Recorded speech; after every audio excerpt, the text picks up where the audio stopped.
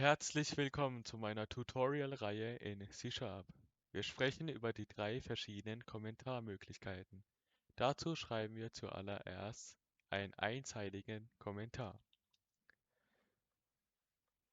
Das ist ein einzeiliger Kommentar. Das können wir über jede Anweisung schreiben, um zu erläutern, für was die Anweisung steht. Das kann nützlich sein, wenn man eine Zeit lang nicht an dem Programm weiterarbeitet. Und um den Quellcode wieder verstehen zu können, ist es ganz praktisch, immer einige Kommentare zu schreiben. Verwenden wir einen mehrzeiligen Kommentar, das wie folgt aussieht. Das ist ein mehrzeiliger Kommentar.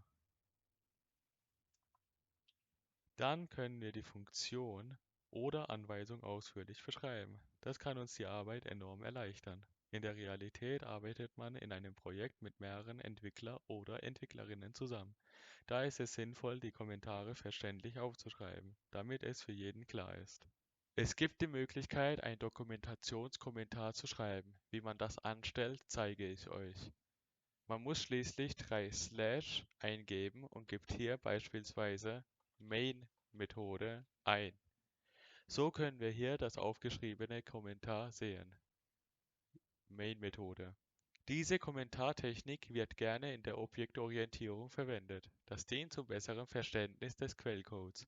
Das bringt einige Vorteile mit sich. Ich werde das in der Tutorial-Reihe Objektorientierung öfters einsetzen, damit ihr sehen könnt, wieso es sinnvoll ist, das zu verwenden. Wenn euch das Video gefallen hat, dann lasst ein Like da, abonniert und teilt meinen YouTube-Kanal. Wir sehen uns dann im nächsten Video. Bis dann. Ciao.